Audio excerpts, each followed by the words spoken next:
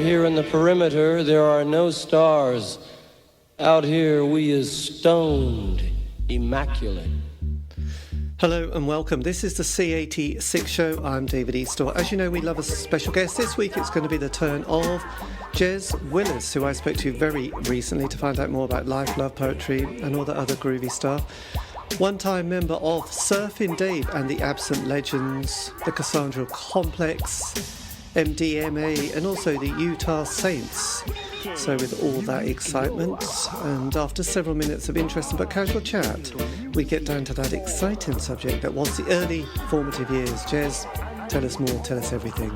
Yes. Well, there's about three things. One was the gradual kind of, when I was a kid, I've always been interested in music, and the bigger kids at school always used to read the music papers. So I would try and grab secondhand music papers and kind of read stuff. And so punk seemed this big mystique to me and a big exciting thing. But then I went on holiday. We did a house swap. It all sounds more grand than it was. But basically, my mum was a chemist and pharmacist, and you could through the pharmaceutical thing, you could swap houses for 2 weeks with another pharmacist. They do it for loads of jobs, teachers and different things like that. Anyway, so we swapped houses, and I used to listen to John Peel and Radio Luxembourg, and I can remember hearing "I Feel Love" on Radio Luxembourg and thinking, "This is amazing," and I don't even know what it is. And it was just a bass line going diddle. So that was that. And then when I was at school, again, some older people were going to see Thin Lizzy, and I went because it seemed an exciting thing to do. And I went to see Thin Lizzy in Newcastle City Hall, and I can still remember it to this day because all the lights went off. It went pitch black. Phil Lynott came on and shouted, "Are you ready?" And everybody went, "Yes, we're ready." Much more enthusiastic than I'm conveying it now. And "Are you ready?" And everyone, "Yeah." And then you heard a count of Brian Downey's drumsticks, which is 1, 2, 3, 4, and then they went into this track called "Are You Ready?" But everything happened at once, so it was just an onslaught of sound and lights, and Phil Lynott being an amazing rock star. And I looked at that and said, "That's what I want to do," because that was, and whatever that is, but it was just the most exciting 5-10 seconds that I'd ever experienced. Yes, still to this day, probably.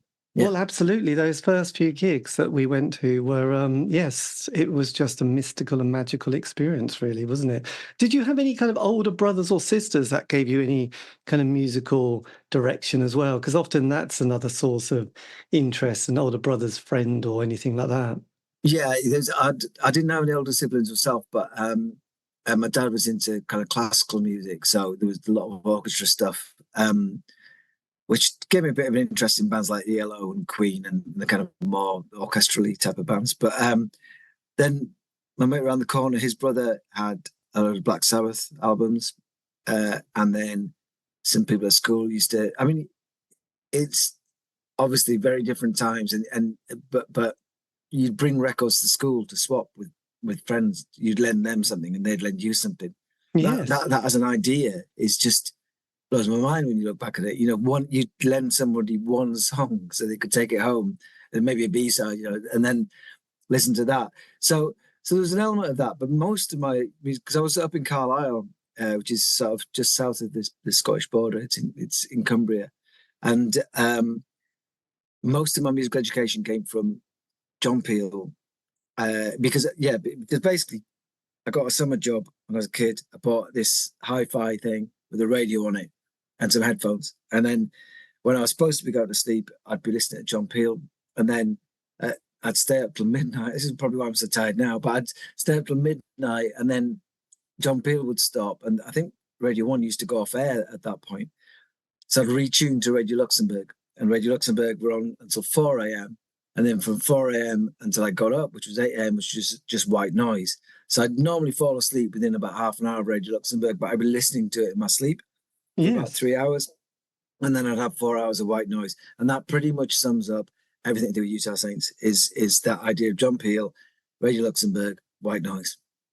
Wow, that's quite amazing. I only used to listen to John Peel kind of, well, I just used to record it on a TDK D90 cassette.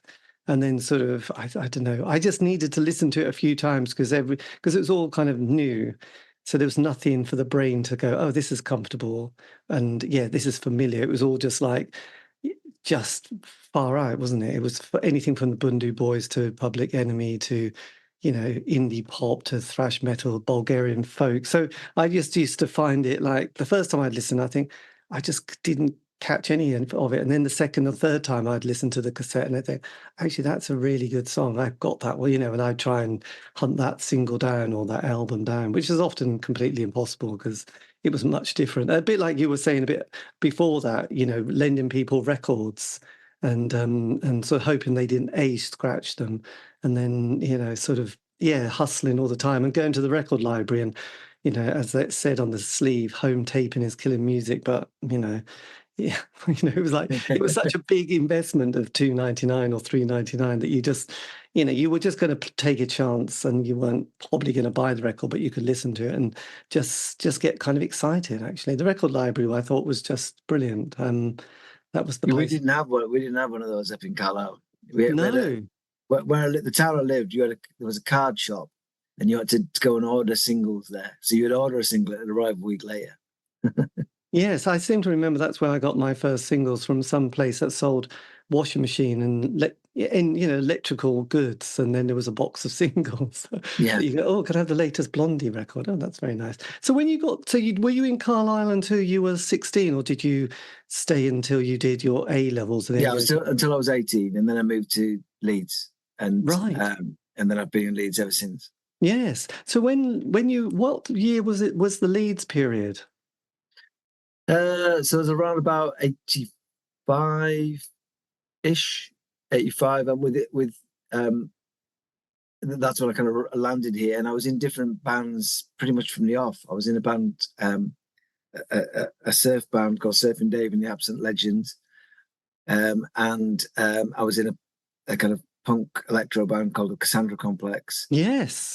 When Surfin Dave and the Absent Legends split, I joined Cassandra Complex, and the guitarist Chris joined the Henry Rollins band. Oh yes. So off he went, and so we had a lot of musical influence from the off, really. And Leeds has always been brilliant for gigs. You can go to gigs, and we used to have this venue which has just got a blue plaque actually last Saturday. Oh, the Duchess. The Duchess, yeah. So that absolutely phenomenal venue, which reflected Leeds really, because it would have a gig every night, Sundays as well. So it's just like any given night you could go and see a band, and they may be not to your taste, or you might see Nirvana. Nirvana played there, So it's there's all sorts of things have gone through. So my main kind of musical education then was at kind of uni, and going to see every band that I could possibly go and see. And I started a musicians cooperative here with about 400 members, including, and our claim to fame actually was one of the first things we did was buy a little PA and lent it to the wedding present. Oh, the wedding present. So did you go to Leeds because of the music scene at this point? Had you sort of come across, the goth? Were you drawn to the goth scene or the sort of gang of four? And no, I came to Leeds because I came to Leeds because they had a thing where you could take a year off your studies and get paid to be entertainment secretary and book all the bands. And that's why I came to Leeds. I wanted to be in music, and I thought I wanted to do everything to do with music. I wanted to know, and I still do. I still wanted to know everything, which is why we've kind of had this portfolio career where we've done a bit of everything. But I wanted to become entertainment secretary. That didn't work, so I started this musicians collective and put on my own gigs as well. So there was all sorts of different bands to see, but I guess, and then when the Sisters of Mercy were there, yes, I was drawn to that. I've always loved the Sisters of Mercy. I loved it. They were just they just had so much mystique, and they were just so cool. I mean, it was just they just looked really cool, basically. And it wasn't even an image thing. It was going to see them live. It was all smoke and lights, and that's what a good show should be, really. Good smoke and lights. Strobes. We loved strobes at that Yeah. point. And was the kind of anarcho-anarchist scene sort of starting to develop? Because obviously a few years later, we had the Chumbawamba kind of movement, and then, the squat scene in Leeds seemed to sort of kind of create a lot of stuff. And there also, was there a famous festival? Was it Futurama that appeared in Leeds, which had an amazing lineup of bands as well? Were all those things coming onto your radar? They were once I arrived. So a couple of them were before my time. So Futurama was before my time, but that was the same guy who took over the Duchess of York, John Keenan, and he put on Futurama. And he's such a legend. And he should be an international legend. He was a music lover and a talent spotter with great ears. First, probably businessman. Second, by his own admission, he would be that. But yeah, Futurama, they put on like you put on like U2 and when they put like 10 people in a small club and things like that. But Futurama had fantastic lineups. So like an indie festival in a big barn near town, apparently. So that was a big thing. The anarcho-punk thing was also there. My first experience of that was when I was in the surf band called Surfin Dave and the Absolute Legends, who did surf music and had very all the lyrics were nods to the 50s. So there were loads of songs with the word baby in it and things like that, referring to a partner and stuff like that. And so we supported Chumbawamba, a small venue, his name escapes me, just off Burley Road. But like a pub, basically, with a back room in a pub. Spot Chumbawamba, we did our gig, came off stage, and I sat down, and just the band sat down, and we just got a whole heap of people coming up telling us we were sexist for using the word lyrics baby and things like that. So that was when I got kind of baptism of fire of going, okay, but at the same time, I get what you're saying, and we should consider our lyrics. Not that I didn't write them and I didn't sing them either. I was the bass player. But at the same time, the whole thing was a benefit for it may have been the Animal Liberation Front or something like that, or something like that. And so it was trying to raise money good for what we saw at the time as being a good cause. So there was all that happening. There was a big squat scene.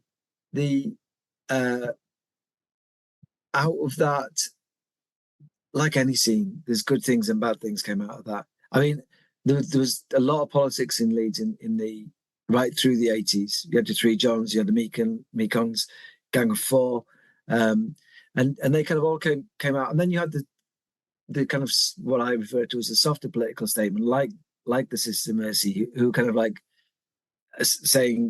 pushing forward subculture with a tiny bit of counterculture in there as well. I think it was just all pushing back against a lot of other things. I'm a big fan of Leeds, and as you may have realised, and going right up to the modern day, we just had an English teacher win the Mercury Prize. The whole of Leeds is so proud of that. Yes, that's amazing. So you brought your first album, which is the track that features on that compilation, which is Where Were You? Which was the Surfin' Dave one is Stateside Centre. Yeah. There you go. Because you're there sandwiched between the Cassandra Complex and the Age of Chance, aren't you? So there you go. There you go. So were you also kind of curious with people like Mark Armand and Annie Hogan? Were you kind of excited by all the kind of different strands of music? And definitely. Because there was a lot.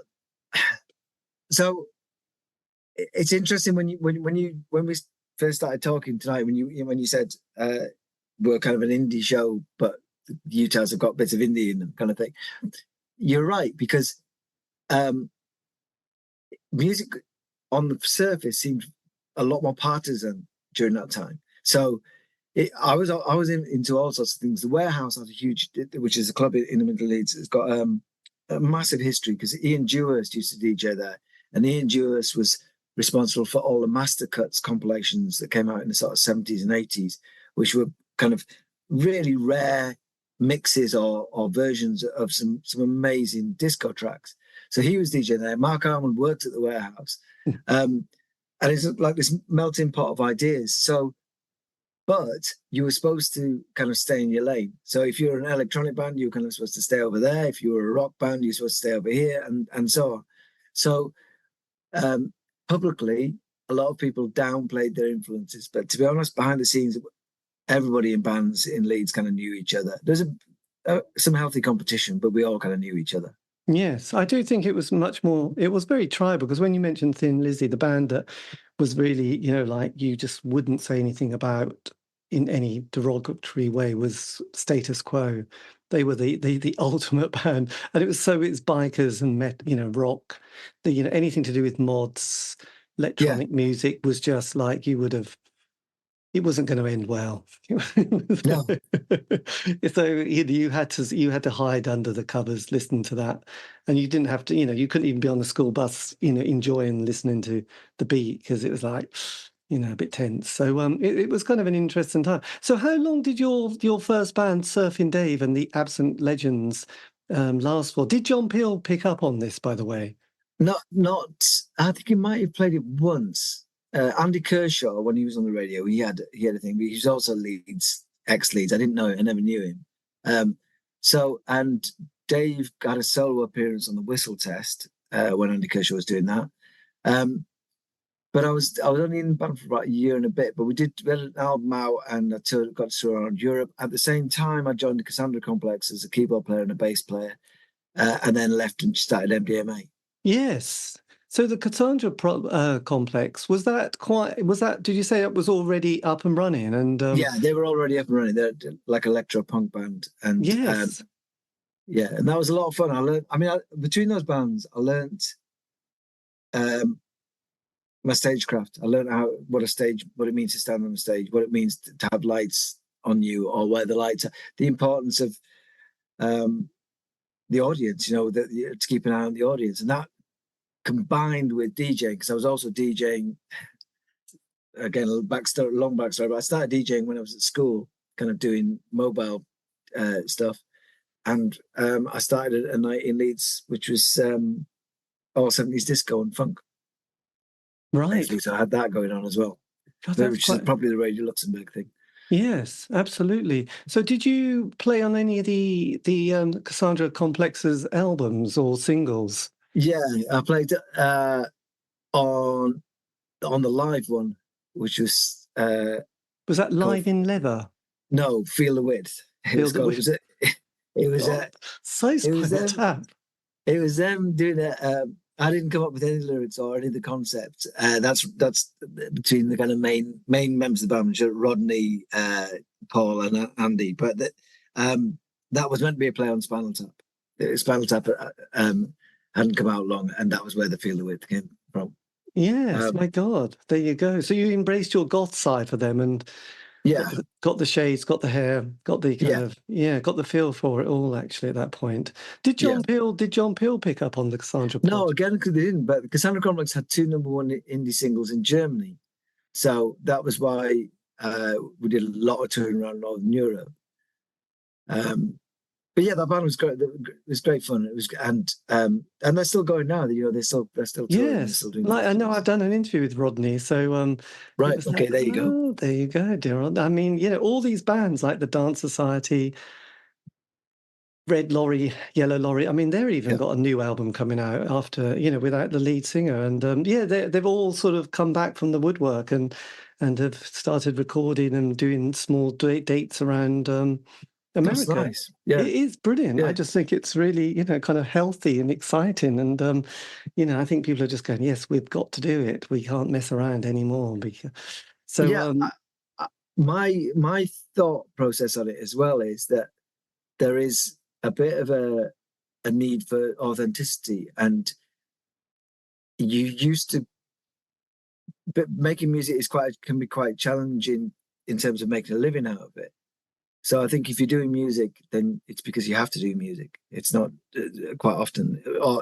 Bands like that had to do music. All the bands you just mentioned, they didn't do it as a hobby. They didn't do it because they thought it'd be a good laugh or whatever. They did it because they wanted to make music, I think. Yes. Well, everyone I spoke to, and that has been one of those kind of interesting insights, is so compassionate about what they did and the complexity. You know, I think that's why there's all these books being written, sometimes by the members of the band, sometimes by someone who wasn't in the band. Like there's a band, The Sound, Adrian Borland, someone's written a really big book on him and his life and got down into the work. And someone's even done one on Joseph Kay, who only did one album. And again, that just came out. So I think there's kind of an added interest, even bands that only like the Comsat Angels. I was listening to how they approached the recording process, and at the time I thought, oh yeah, just indie pop. But then, okay, there's a lot more going on there. And then you revisit some of it. And actually, what I've enjoyed is going back to things that I didn't listen to the first time, because it wasn't always that easy, and things would just go past you. It's like I had certain bands I loved. And you said, well, I don't need another indie band because I've got quite a few already. I know it sounds a bit, but, it's a bit like, because I was discovering that compilation that Morgan Khan was bringing out these electro compilations. Street Sounds, yeah. Street Sounds. And they were just brilliant. I even went to London for this UK Fresh thing at Wembley Arena. And, it was like, oh, this is brilliant. And then, like I said, there was the Bundu Boys and Roots Reggae as well. So, there's a lot of music that you just kind of miss because it was coming at you from so many directions. So, Cherry Red have done brilliant sort of, putting all these compilations together and box sets of different bits and pieces. So, so when you left the Cassandra Complex, was it because you just felt like you didn't want to be part of the ride anymore, or were you having more interesting projects in your mind? It was time for me to leave. For lots of different reasons. I mean, that band was never going to be my band. It was always their band, which is fine, and I was kind of a hired hand for it. And also, I needed to be in a band. I needed to be in a band where I was in control of my destiny a little bit more, for me personally. So I didn't want to be anymore a musician. Much as I'd set out to be in that position, I realized that if you're a musician in a band, in most cases, it's rather a precarious position to be in. And I couldn't be Peter Hook because Peter Hook was, for example, it was such an important part of Joy Division and New Order. I couldn't be that important as a bass player. So I had to form a band that was where I was at least an equal part of it, if not, it was mine. So I left and formed this other band called MDMA. Yes. So that was before MDMA became a thing. Basically, it was a thing. It was a thing since the 40s, but it wasn't in the mainstream at all. It wasn't a drug. It wasn't associated with the drug ecstasy or anything like that. But we just found Keith, it was our drummer, he found this reference to a drug called MDMA, which was a truth drug in the war, and it was also known as ecstasy. And he thought, well, that's quite a nice name to have because no one will understand the reference point. So we got the name, and about 6 months later, everything blew up with MDMA. But that is why there is no acid house band called MDMA, even though it's an obvious name, because we had it. We had the name. Yes, absolutely. Because that period of the 80s, I put down, there was the punk, post-punk, there was obviously the electro scene, there was New Paisley coming in, goth, psychobilly, and then, for me, 83 to 87, the glory years of indie pop, basically the years of the Smiths, let's face it. And then 87 felt like there was a new chapter coming out, new wave of 16 to 18-year-olds. And as you mentioned, ecstasy, and then the dance scene, and certain bands who I've interviewed just said, well, like the people like the June Brides and the Wolfhounds. I think most of them, the Mighty Lemon Drops, were feeling like they were kind of dropping off the radar slightly because suddenly, people were getting into the Orb and a guy called Gerald. There was the Detroit Sound. There was those compilations from Chicago house music, and the dance scene had been starting to develop. And then you had Primal Scream, the the Happy Mondays, and the Soup Dragons that had sort of suddenly made that shift, as well as people like the Shaman and the Beloved. Did you feel that you just were more interested in a different zeitgeist at this point as well?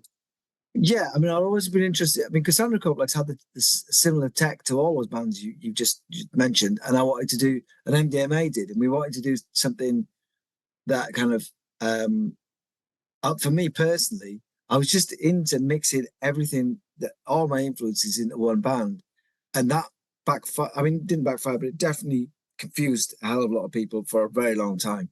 Nowadays, people are far less partisan and they just want to go, is it real and do I like it? And that's more or less it. But back then, as we said, it was more partisan. So I wanted to mix things up. And some of the acts you mentioned there, but there was lots of connections. So, for example, MDMA and the Shaman went on tour together before either the Utah Saints or Shaman had hits. Yeah. So really early on, and I think it was In Gorbachev We Trust, their second album. And we went on tour around the UK together. We did about 15 dates altogether. And then we didn't see each other again. And obviously there was tragedy with Will dying, one of the members of the band dying from a Shaman. And then they had obviously their big hits, Moving in Mountain and Ebenezer Good and stuff. And we'd had a couple of hits. And then we went on tour around America together. And when I met, I can always still remember walking in to, I think it was Webster Hall in New York, where we were supporting the Shaman and just seeing Colin. And it was quite an emotional moment for both of us, I think, because obviously we'd been through a lot and then finally got into a place where we could start living off the bands. But, and then there was, but also there was a connection between MDMA and the Orb, because Alex Patterson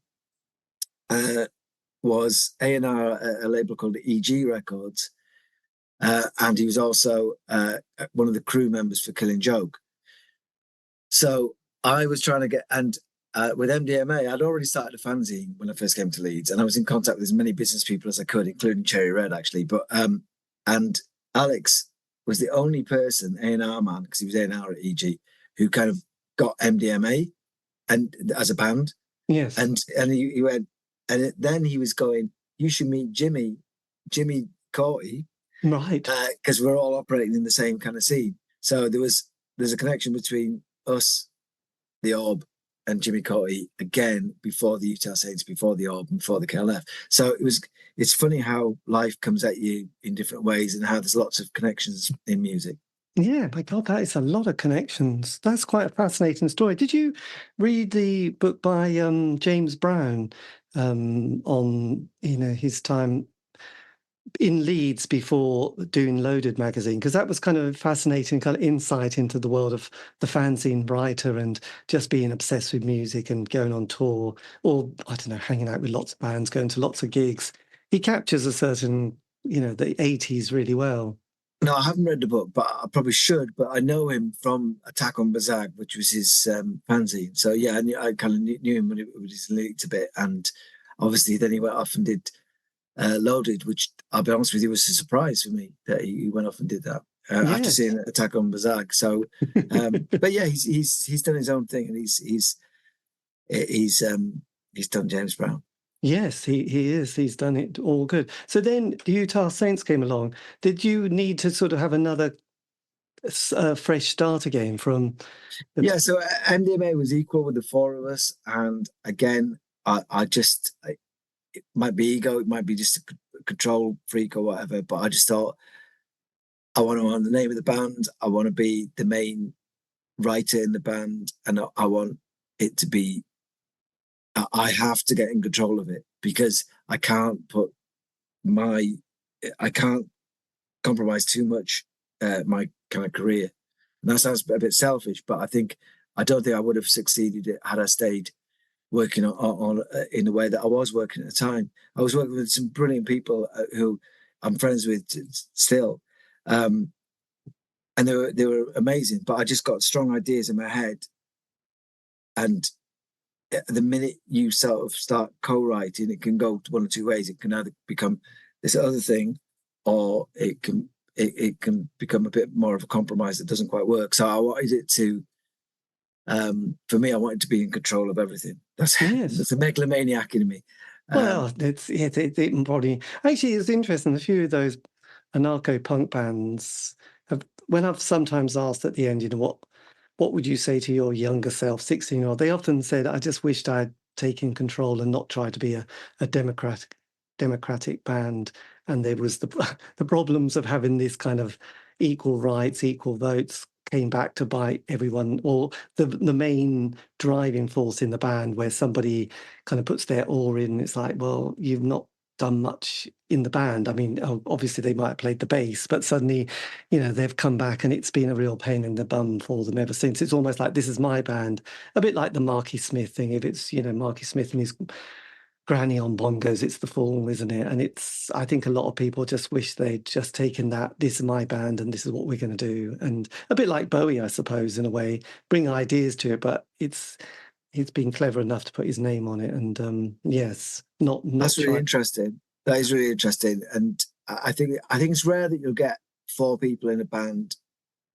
When the magic happens, it's amazing. So when you get a band like Thin Lizzy or U2 or or the Beatles or whatever, where everyone's contributing their own bit, I think the problem can be what you're right, when everyone's got an equal vote and everyone's trying to do the same thing. So we often use the analogy of a baker, and basically if you're a baker, you probably should go into business with an accountant, not another baker, because maybe you'll spend a lot of time discussing how to make bread. So I think music could be a similar thing. And that then shaped the Utahs, because I'm not the best singer in the world at all. And I didn't really want to be a singer. And I didn't really want to be a front person. But that's where the samples of the vocals came in. Yes, absolutely. Had you embraced your, you mentioned the 70s. Did you also embrace that sort of 80s soul sound of people like Anita Baker and people, did you enjoy kind of soul music throughout the 80s as well as that previous decade? In all honesty, no. When R&B or soul, a lot of soul music became very polished. That said, there were still, loads of people coming through who were there from the 70s. I remember seeing Bobby Rae in Leeds, and that was amazing, And so, no, I didn't really. The 80s, for me, I wasn't a massive fan of a lot of the pop music, certainly in the late 80s. I was much more on the underground. I was probably a fan of late 70s and early 80s pop, and then the underground for underground electronic music, especially things like Front 242 and a lot of the EBM, electronic body music, as it was called then, the new beat kind of stuff. Yes. Did the Renegade Soundwave, had they started to appear at that stage? Because they had, hadn't they? I think they'd done Cocaine, Sex, and I don't know, probably a robbery. Yeah, probably a robbery as well, and a couple of other things like that. Yeah, I mean, they were trailblazers. There was a lot, there's bands like On Your Sound System as well. A lot of trailblazer electronic bands, because electronics had just started to become a bit more affordable towards the end of the 80s. And so you could, for the price of a good guitar, you could get a good synth, basically, that would make a hell of a lot of noise. Yes. And people had started taking cues from bands like Suicide, Yellow as well. There's a lot of people, real trailblazer, and Art of Noise, obviously, Trevor Horn, all that kind of stuff. I think that was starting to filter through. A lot of the Frankie Goes to Hollywood stuff is kind of exemplary in the power of dance music in a way. And I think those people all, nothing exists in a vacuum. So, we all need that kind of canon behind us. But soul music did kind of miss me a bit. Yes, but then what about people like Frankie Knuckles, or was it Black Box, Right on Time? And there was a label called, I think, Brian Carter Music, that had this massive kind of, I don't know, was it? It wasn't Ibiza, but it was one of those kind of islands, massive piano breaks and then sort of thumping beats and a lovely vocal. Did you get into that world of dance as well? Yeah, I mean, you kind of had to, because raves were playing a lot of mixture of stuff, and so that was a lot of Italian piano house, and Ibiza was a thing already by that point. So, and when the Utah Saints started, took off, and again, this is the portfolio career thing. It was March 91 when we met, and it was August 91 when the first track came out. So very fast. But at that point, I was promoting in Leeds 4 nights a week in a club called The Gallery, and all of those 4 nights, there was about 1,200 people in the club. So, and it was Tuesday night, it was an indie night, a big indie night, which I kind of oversaw. I didn't DJ. Wednesday, I didn't promote, but it was a big jazz and funk night, which is where I saw Bobby Bird. Thursday was 70s disco, soul and funk, which I did DJ at. Fridays was where Tim DJ'd, and that was a big house night. So, and Monday, and we used to do Mondays as well, which was 10p a pint in Colham again, which was musically of less interest, perhaps. But that kind of melting pot meant that I heard a heck of a lot of music. I mean, I still listen to a lot of music. It's I don't know why. It's just been part of my life, my whole life. Is I've just listened to music. And yes. Did you miss? I mean, it might be a stupid question. Did you really miss John Peel when you know? Because I found that when he passed away, I've really struggled to find or fill that void of somebody who one could trust who would curate these amazing shows and put together this amazing soundtrack of like, oh, this is the best reggae record of the week. This is the best, Bulgarian folk. This is the best, African track. It was just something comforting about the Peel show that made me feel like he's probably put a lot of work into it, and he's not just putting filler in. Did you sort of have a bit of a, oh, who do I listen to next, or did you find someone straight away? No, well, Six Music. Yeah, the Six Music is like a big jump for me. It's like a big John Peel. It's a lot of the time because you've got some very strong characters in there now and historically, and you had Steve Lamacq and Joe Wiley doing the evening session. I thought that was really interesting. Annie Mac's been really interesting. Pete Tong's been there forever doing the dance music. So I did find other bits of radio definitely to be inspiring. The thing I liked about John Peel was that he was a DJ as well as a presenter. So you kind of knew that whatever he was playing, if you didn't kind of latch onto it or you didn't kind of think it was your type of thing, you knew that within the next 2 or 3 records, he'd play something that you liked. And he was a really good programmer like that. And so I think that's why I kind of stuck with him. But it was over time, and I think, like I say, Six Music. But a lot of the time I'll just chat. If it's the radio, I'll just surf across as many stations as I can, including all the BBC ones, and just to see what's happening. Yes. So when sort of Newtown Saints came along, were you kind of aware of the grunge scene coming from, and the 4AD bands like the Pixies and Throwing Muses and? Were you sort of thinking, oh God, this is also quite an interesting sort of musical development? Well, everybody was blown away by Nirvana when Teen Spirit came out, obviously, but 4AD, one of my favorite bands ever was the Cocteau Twins. So, yes. So I was familiar with 4AD, and I never quite got the Pixies or the Breeders or a lot of the grunge acts. I never quite got them. I always found. I used to think that they were perhaps a little bit too clever for me. I used to love Husker Du, but they were kind of like less grunge and more punk, really. Yes, punk and pop. Yeah. Punk and pop. Exactly. Did you do any Glastonburys in the late 70s, by the way? No, we didn't do.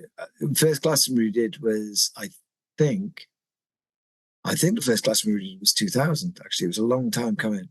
The rest of Glastonbury. Yes, and not even as a punter, going down on the bus from Leeds to Glastonbury. No, but I accidentally ended up at Treewoggy Tree Festival, which is I don't know if you've heard of Treewoggy. Yes, my God, I think the Janitors played there, and I think I don't know if the Gay Bikers played there, but there's Gay Bikers played there, Hogwood played there, and MDMA played there. Oh my God! So how was your experience? Because this is quite notorious as like you got in and got out alive. Did you? It's also one of those festivals which the more I go around, everyone goes, "I was there." So it's become like a Sex Pistols gig where there was 100,000 people were there, but there wasn't 100,000 people there. But it was pretty much as it's reported. It was pretty anarchic because whoever set it up, I remember the security was just like a caravan down a track. That was it. And there was no fencing or anything, and they abandoned that caravan after a day, I think, because it just became like a free festival party thing, and we were there for 3 days, and it was a little bit like Mad Max, yeah. It was your Altamont meets Woodstock '99, wasn't it? It was interesting. It was, I mean, at the time we thought, okay, this is a pretty anarchic kind of gathering. And it's only as history's gone on where people have kind of gone, True Festival was kind of this definitive thing. So yeah, it was it. So yeah. Yes. So as we were trundling through the John Major years, obviously you start to, the band start to sort of hit gold at this stage. Did you feel that an absolute kind of like the stars had lined up and everything you were touching was just kind of working so well? To a degree, yeah. But also, it depends which world you go into, because we got pushed. We said yes to everything, and I was into this idea of kind of genre surfing, if you like.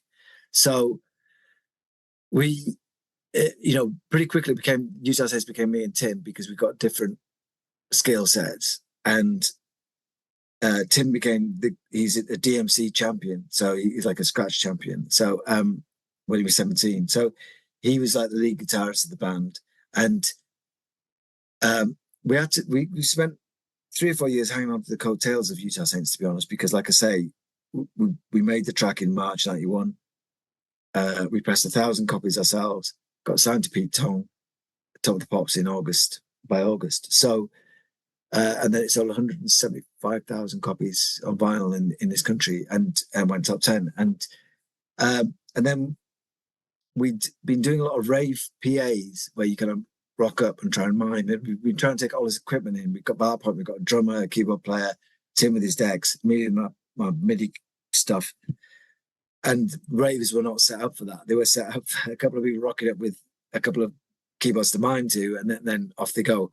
So pretty quickly we wanted to make the move into being a live band, and that brought with loads of challenges with it. You couldn't be DJs and be on a main stage at that point.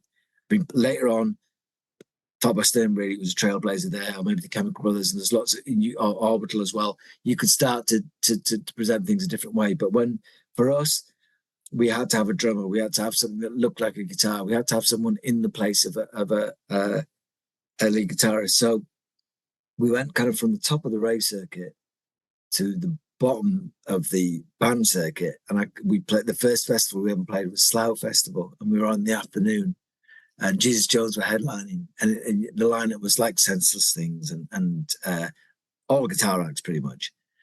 And so we'd just done a remix for The Mission, so we took Wayne Hussey from The Mission with us and said, "Would he sing this remix for us?" And so we thought that would just get us out of jail, and luckily it did. And then so what I was going to say was there was no imposter syndrome, because when you rock up the top of the Pops, we'd got nothing. We felt like we had none of the polish that a lot of acts on Top of the Pops had. We had no stylist, no choreographer, nobody going, "This is how you should look." People just went, "Do what you want," because basically there's a lot of dance one-hit wonders, which we were with the first one. So we thought, right, I'm going to have a guitar, I'm going to have motorcycle boots, I'm going to wear a Motorhead t-shirt for my first Top of the Pops. We've got a stand-up drummer. We've got a computer. We want loads of TV screens to track from us, so nobody looks at us with the logo on. And we want Tim being the lead guitarist, and we want a shed load of smoke. So like my sisters. So we had elements of absolutely everything in there. We'd sampled the Eurythmics from 80 thing. We sampled Brent Guthrie, which was kind of end of 70s thing, I think, early 80s thing, Sly and Robbie. We'd got the guitar, we'd got the tech from the TVs and stuff. We got a computer, and we've got a stand-up drummer. So we tried to look like, just confuse everybody. And then we had all these vocals coming out and no singing. So that was like what we wanted to try and do. And I think we did confuse everybody. So the Stars had I'm sorry, this is a really long answer to your question. So the Stars had started to align. And then we had 9 months where we just toured and toured and toured. And we had to come up with the follow-up. And everybody, by 9 months in, everyone, they haven't got a follow-up. And we hadn't at that point. So we went in, and the obvious person for us to sample was Kate Bush, because Annie Lennox and Kate Bush kind of were always in the Brits winning awards together. So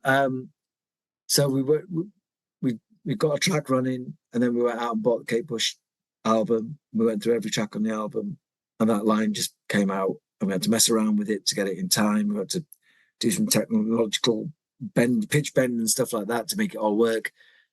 And we wanted to have a big intro, like a rock intro, so that, again, to try to confuse ourselves.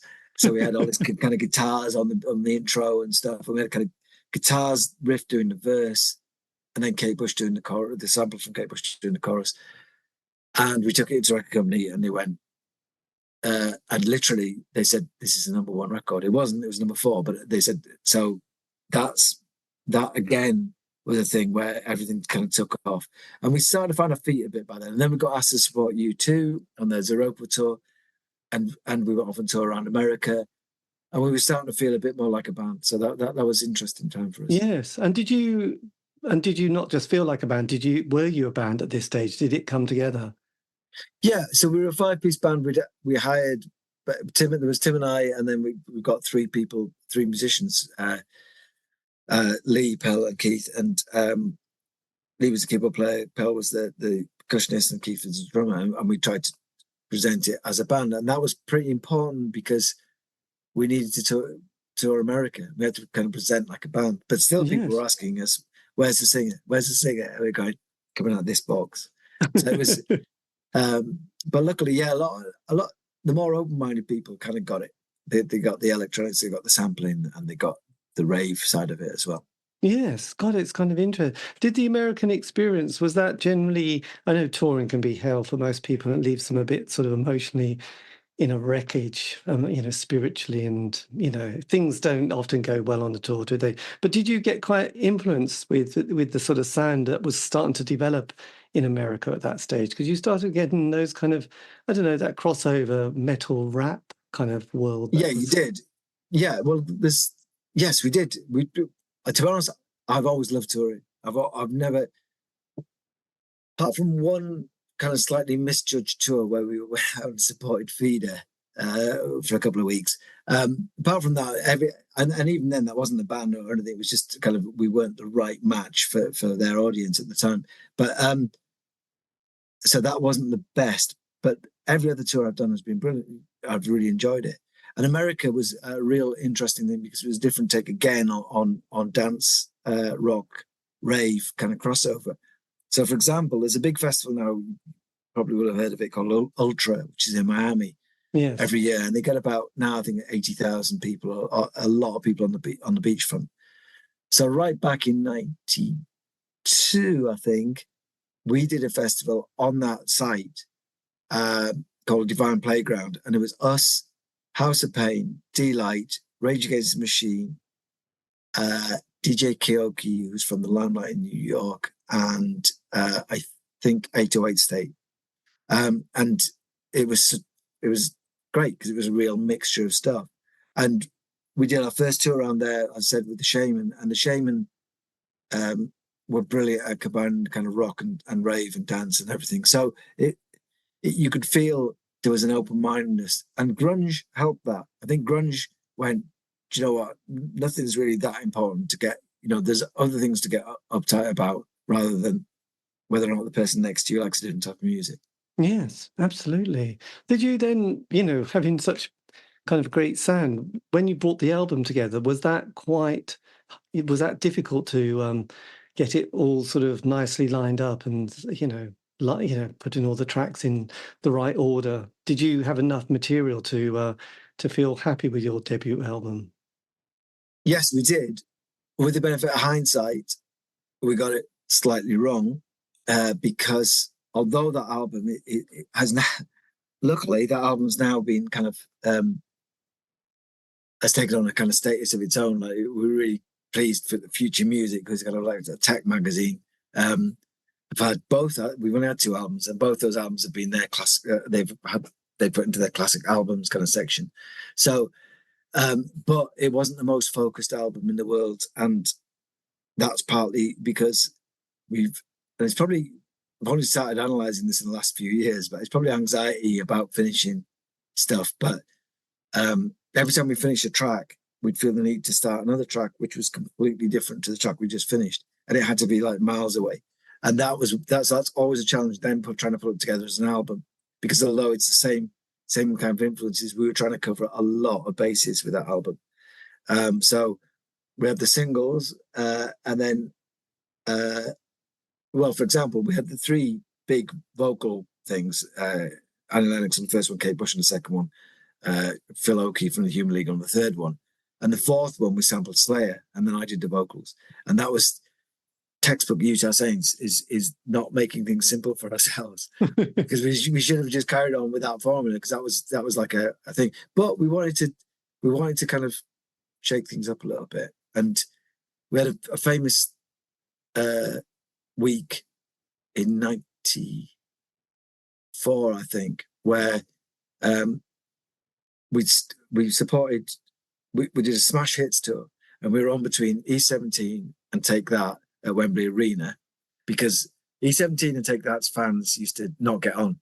Yes. So then you always needed a band in the middle of the two of them, if they played together, to get so they could move one set of fans away from the front and the other set into the front, if you see what I mean. So it was a crowd control measure. And we were a crowd control measure. So they put us on in between E17 and Take That. So we had the pop thing on the Saturday at Wembley Arena. The following Friday, we were at Wembley Stadium opening for U2. The next day, Saturday, we were back in Leeds for a thing that was organised by John Beast, who used to promote with the Bull and Gate in London. Oh, yes. And he did a thing for Shelter, and it was all Leeds bands. And that was when the sisters split up, and Andrew Eldritch would not perform with the Mission, but he wanted to help. So we ended up with Andrew Eldritch singing New Gold Dream and Give Me Shelter with us. So, and there were loads of people there. It was all Leeds bands. So it was Cud, Red Lorry, Yellow Lorry, La Costa Raza, and the Mission, and us. I may have missed somebody there, but and then basically it was a lot of goths to turn up to see the Mission, because it was one of our first gigs after the sisters split, and a lot of goths to turn up to see Andrew Eldritch because he was on the poster, and then we were headlining. So our secret weapon was bringing Andrew Eldritch out. So luckily we managed to get him out and didn't get kind of lynched by the goths, metaphorically. And so then, or booed off by the goths. We weren't. They were really nice to us, basically, because we had Andrew Eldritch singing for us. And then the next night we were in Cologne in Germany with The Prodigy, Moby, and Atari Teenage Riot, and we pulled 50 people between us in Cologne. Wow. So in that week we've gone from Take That and E17, U2, Sister Mercy, Mission, Cud, and The Prodigy, Moby, and Atari Teenage Riot. So that was in a week. So that's how confused we were. Crikey, you must have been, wow, that's great that you loved the touring, because that's a hell of a mix, isn't it? You were keeping things quite different. Did you have management at this stage with the band? Yeah, we did. We had a guy called John McLennan, and he was absolutely flat out, and he lived and breathed the band. So, you know, he was a character, and not everybody got on with him, but he was. We said what we wanted to do, and he bought into it completely. He got it. He got the vision of Utah Saints, and he lived and breathed it. He'd get up in the morning and start working Utahs, and then he'd keep going until he went to bed. And he was very pushy as a manager, so he got us into places that I'm not sure every manager would have got us into. So yes. He got, you know, and he understood that he could put us into a thing with Take That for smash hits, as at the same time as putting us in with U2, at the same time as putting us in with The Prodigy, at the same time as putting us on a bill with a lot of bands. So that was, he got that, and he was really good, really good. Yes. So then sort of as Britpop starts to sort of appear, and we get those Shine compilations, and we're getting even more excited about the John Major years, where does the band then sort of go after the first album? What do you then do for your mid-90s period? Well, we made a whole heap of mistakes that I don't look back and regret stuff, because you learn stuff from mistakes. But we went. So the first album we'd recorded in a small studio in Leeds, and it was a really scruffy place. And Was it? owned by, It wasn't in Castleford, was it? no, that's Woodlands. We went in there a couple of times. We did Mortal Kombat theme tune in there in Right. Castle, which was where Chumbers did a lot of their stuff as well. Yes. But no, there's good. It was a place called Air Street Studios. Lion Studios on Air Street in Leeds, and it was owned by a guy called Brendan Croker, who's sadly no longer with us, but he was. Was that of the 5 o'clock shadows? 5 o'clock shadows. You've got great knowledge here. That's great. Yes. So Brendan Croker, the 5 o'clock shadows, were a Leeds kind of band, but also Brendan Croker himself was a great songwriter, and he went on and joined the Travelling Wilburys with Mark Knopfler from Dire Straits.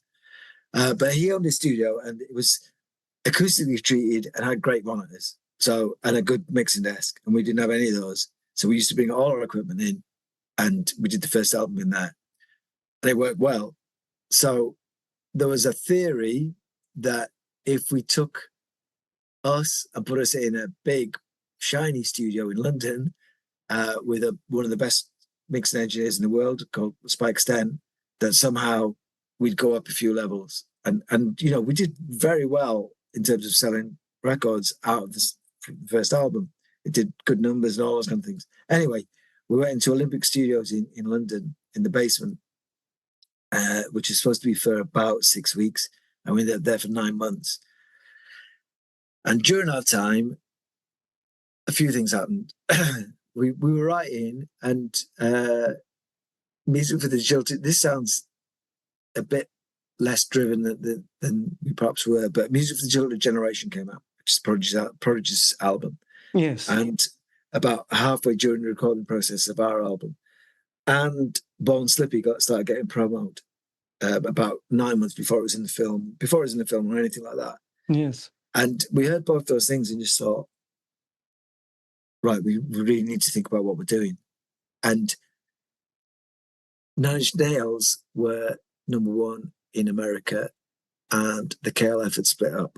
So we had people saying to us in America, right, because you'd sampled Slayer and we were a bit harder and we had guitars, oh, you should sound more like Nine Inch Nails. You should sound more aggressive, more angry, and all those kind of things. And although I get angry about stuff, I'm not the most aggressive person in the world, and I find it hard channeling that into my music. And actually, a whole other story, but I ended up at Trent Reznor's house for a party in Los Angeles, and I think I was kind of set up to see if we got on. And we got on okay, but we didn't really. It wasn't really. We were on different musical trajectories by a long shot. And then, so we had Americans kind of wanted us to be harder, more Nine Inch Nails. UK were kind of hoping we'd pick up the mantle of the KLF, and the KLF are just in a league of their own, and always will be. So, and then we had these albums coming out, which were amazing, like Prodigy and Underworld. And we just thought, right, I mean, we ended up doing our heads in, to be honest. Yes. We started, well, yeah, because I think we started doubting our own abilities and thinking, right, is this as good as Generation? Whereas what we should have been doing is going, is this as good as Utah Saints last album? And if it was, we should have just gone with it. But I think so.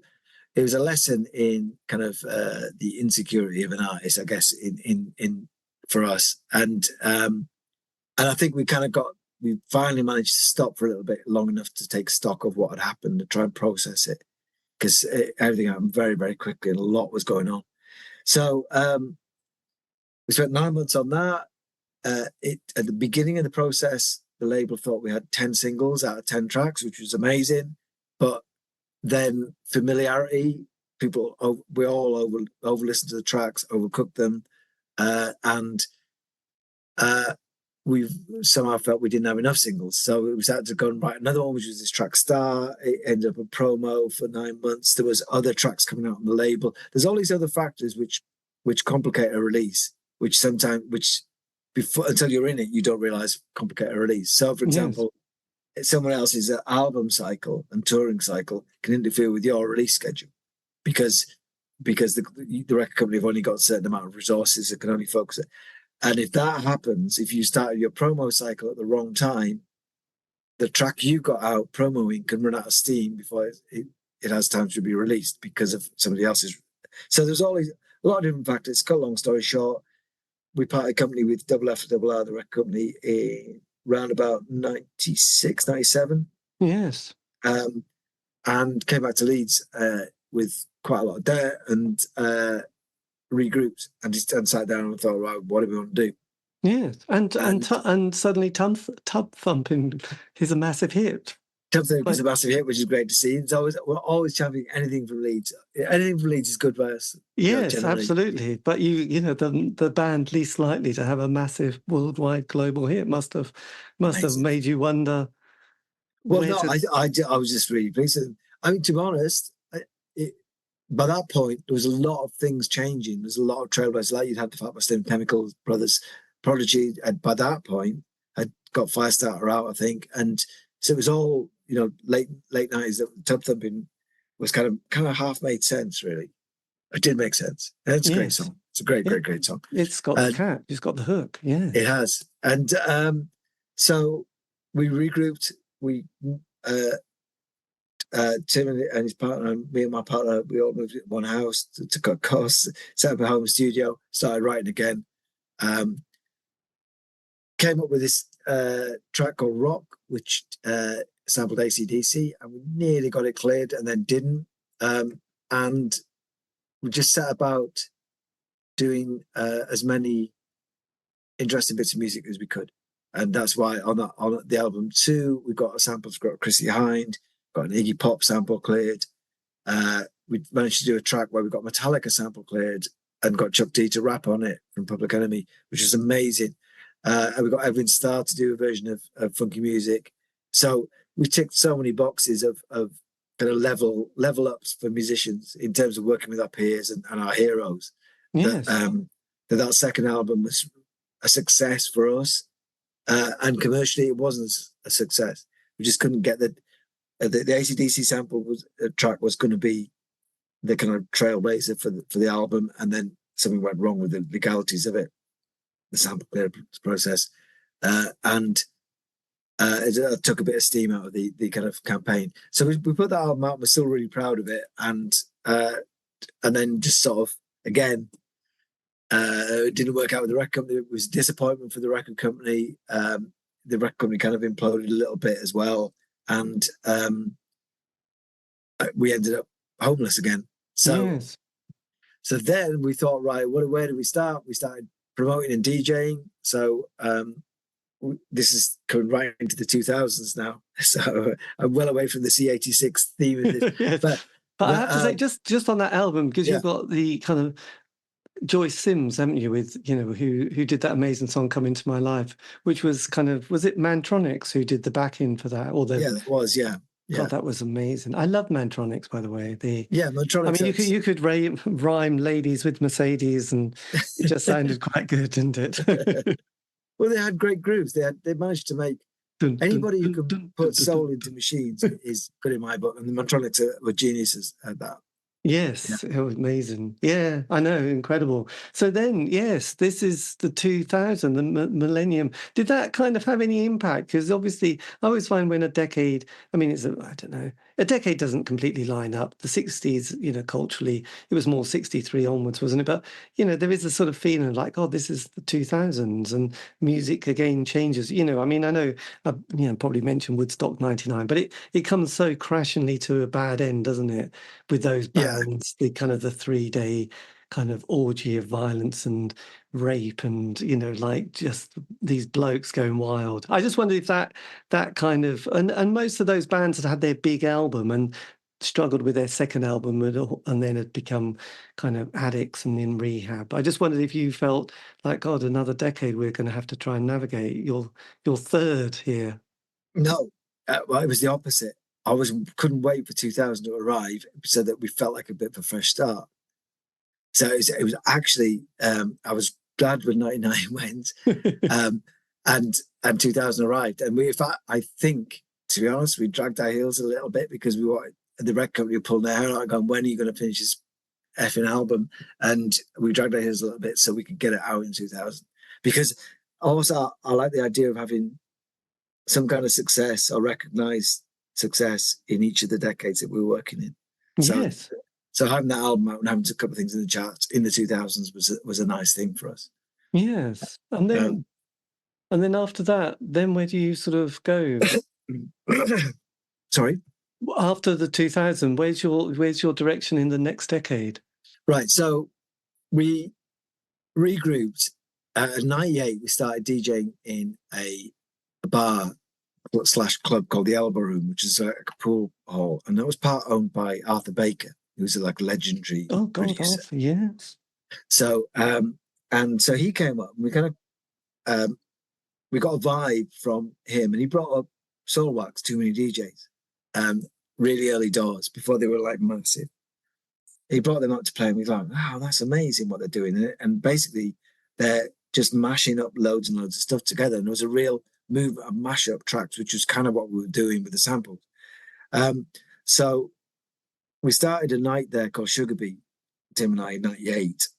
And it wasn't Utah Saints on the bill at all. It was just me and him DJing for the whole night. So I'd start off doing funk and then go through disco. He'd come on doing a bit of hip hop into house, and then a bit of drum and bass at the end, if we got that far. And that grew into a thing. And the album had come out, not quite worked. We hadn't got back into America. So we thought, right, just focus on promoting for a bit. So we went into Utah Saints promote like we did at the beginning. So every Saturday for 10 years, we put on a night in Leeds at this place called the Elbow Rooms. And we used to do the Elbow Room once a month in Islington for a bit as well. And we started booking. The rule was we'd only book acts that we liked as people, kind of thing, who weren't going to give us a hard time as promoters. Yeah. So we just booked, and we just went, right, we're just going to book everybody that we can. And we're going to try and we tried to lock down the turntablists. Any turntablist who was having success, if they came to Leeds, we'd try and get them on in our venue. So we had an amazing DJ from Japan called Kentaro, for example, who was a world champion. And we had just about every scratch DMC champion we could get. But also then we put on Mark Alm DJing. We put on Zane Lowe DJing. One of Zane Lowe's first ever kind of outside gigs was our night at Sugar Beat. Then we started Sugar Beat up in Edinburgh as well. And we had Annie Mac came and did an evening session. But we put on, like I say, all the turntablists. We put on anybody who had a passion for music. We put on Andy Vattel to come and play funk, his kind of version of a funk night. And we put on somebody, not Guy Garvey, but somebody else out of Elbow came and DJ'd. We had somebody from the Doves, the two brothers from the Doves came and DJ'd. But also we put on a lot of drum and bass, like High Contrast. We put on a lot of and DJ Zinc. We put on Justice before anybody had really booked them. We put on, like I said, Soulwax, Felix the House Cat, Errol Arkin, DJ Yoda, just a whole. And then accidentally we had Run DMC play one night because they played the festival and came in after the festival in Leeds. So just a real eclectic thing, and that started feeding back into our music. And yes, it got to around about 2007, and we're thinking, right, we need to make a move on something. We were still in the studio a lot of the time. We were doing like remixes for people and just various bits and bats and trying to help out other people. So we were in the studio most days making stuff. And then 2007, end of 2007, Banshee arrived. Or end of 2008, wasn't it? End of 2007. Banshee did a remix of Something Good. And this band from Australia who were amazing. And they had an arm called Banshee Tech, and they'd done a bootleg so they could play it out at their raves in Australia. And we worked on the final version kind of together because we had to recreate the sample, and it was all a big, complicated technical process. Because we had to recreate the whole Kate Bush sample. But we got there. It came out in 2008. We signed to Ministry of Sound. And I'm really, really proud of what happened next. It became the most played record on Radio 1 that year in 2008. And it was the 10th most streamed track in the UK that year in 2008. So for us, it was just a phenomenal thing. It just really gave us a kick into the momentum to get back out there DJing and stuff. So it was an amazing turning point for us. Yes. Did you? I mean, you were talking about people on turntables. Did you sort of go back and do people like Grandmaster Flash? Or I know John Peel was obsessed with someone called DJ Cheese when he in the 80s. Yeah, no, we didn't have DJ Cheese or Grandmaster Flash. They're a bit too big for us. So I'm trying to think. I don't even think we had Jazzy. I don't think we booked Jazzy Jeff. We had Cash Money. Who was God, I saw Cash Money. I think they've even got a signed picture of Cash Money, actually.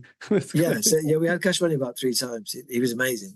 I mean, turntablist is such an art, and it gets overlooked a lot of the time. And a turntablist who can also do all that stuff, but maintain a dance floor of people who just want to dance is a real rare skill.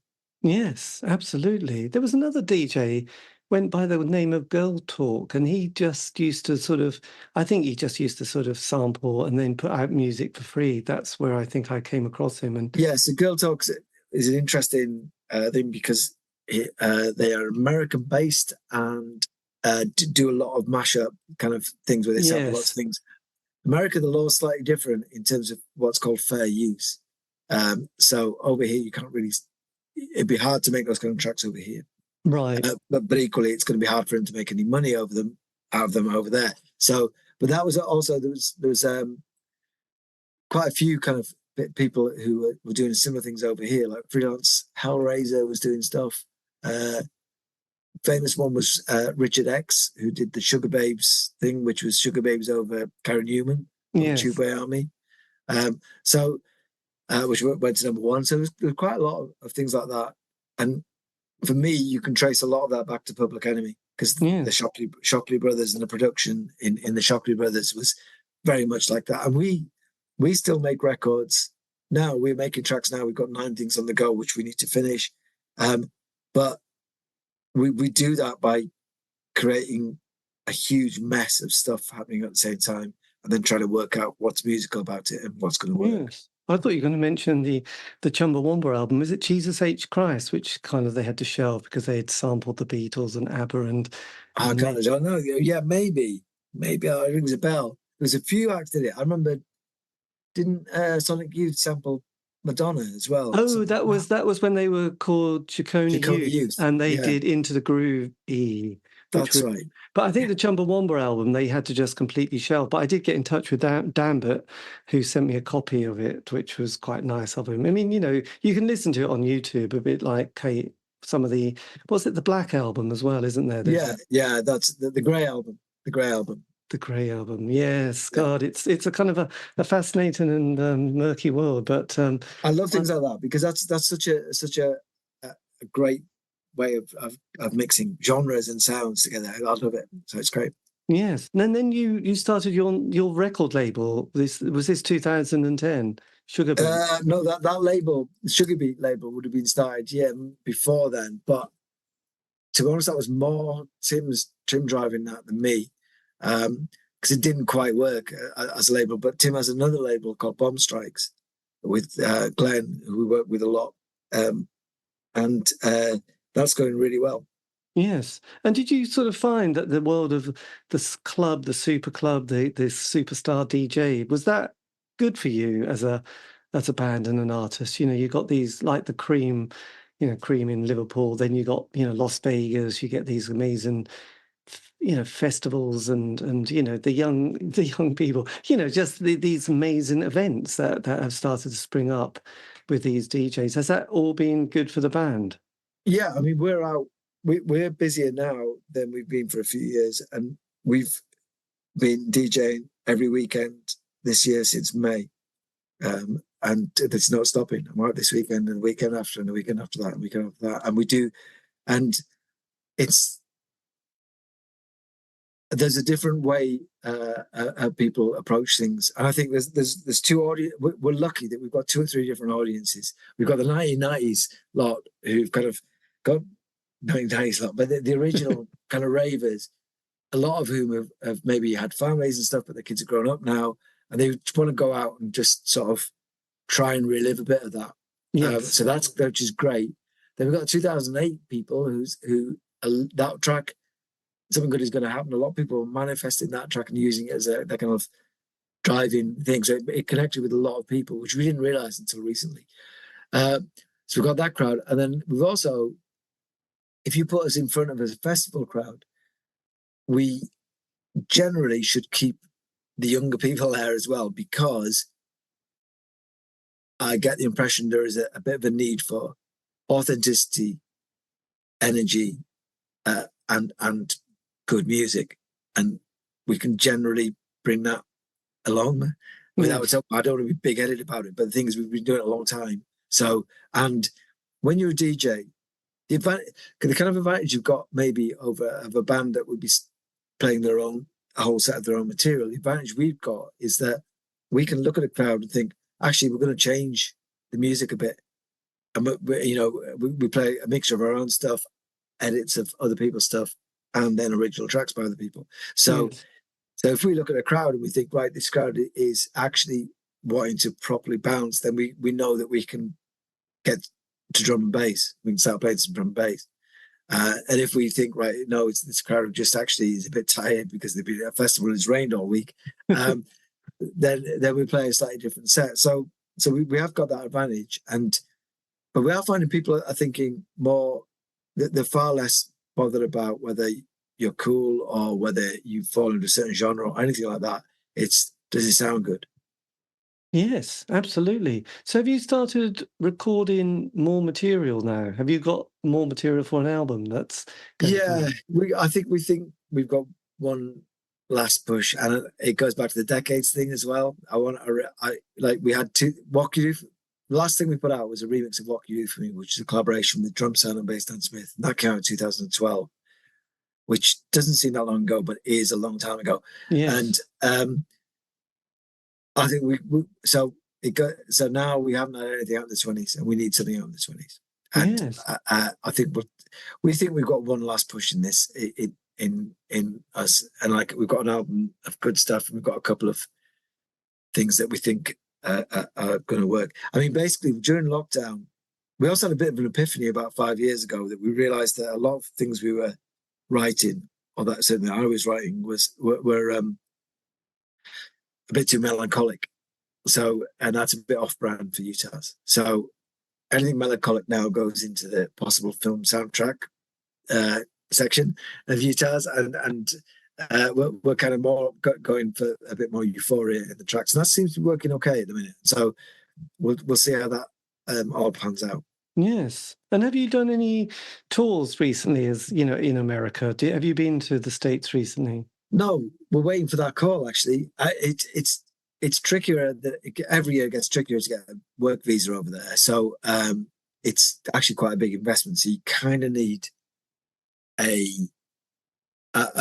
kind of a bigger tour to look at to make it all work. Yes, financially. And the problem or / issue is that we, as we're DJing, we tend to be a weekend act as opposed to just a Tuesday night in.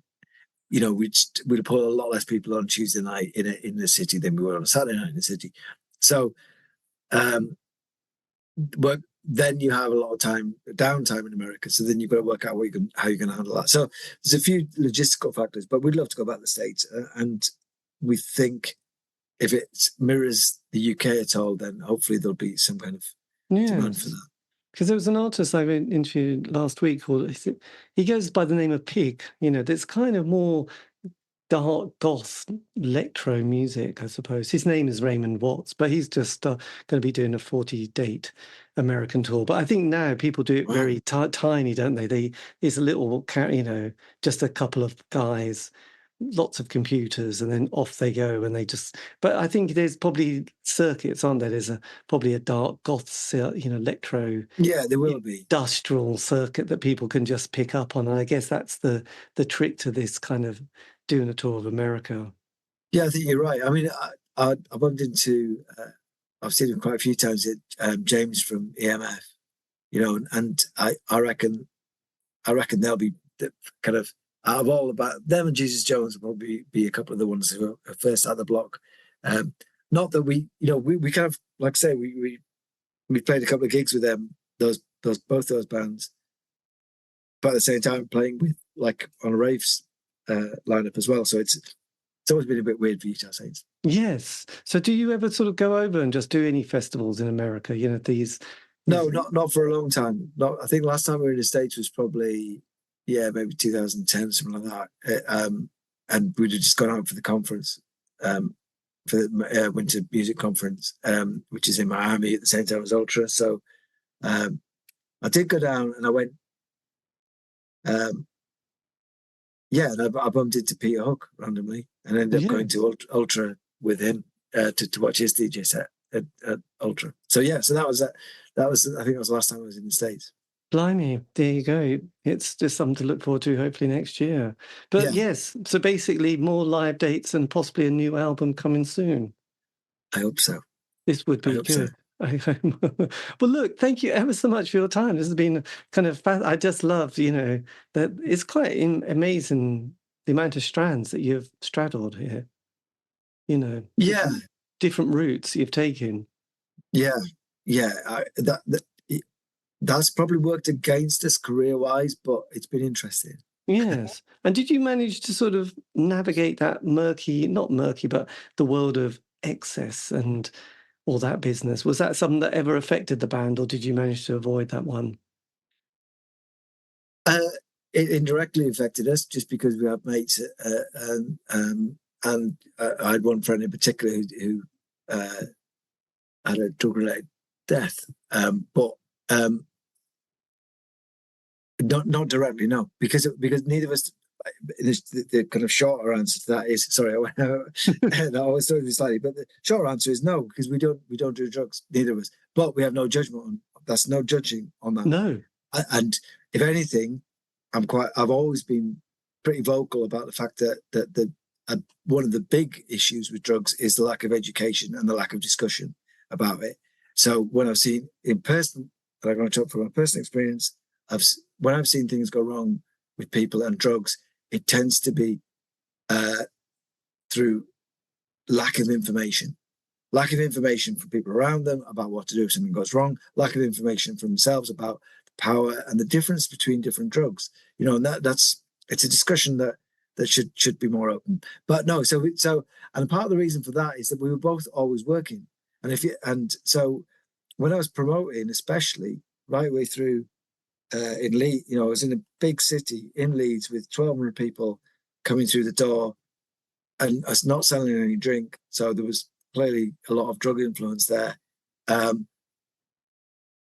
have to be straight on that, and I have to as a promoter and somebody who's working there, I want everybody to be safe. I want everybody to have a good time, and I want the business to survive for the next one. And so when you're juggling all those things, you need to be straight, basically. Yes. So more than anything, and that just kind of traveled with us, really.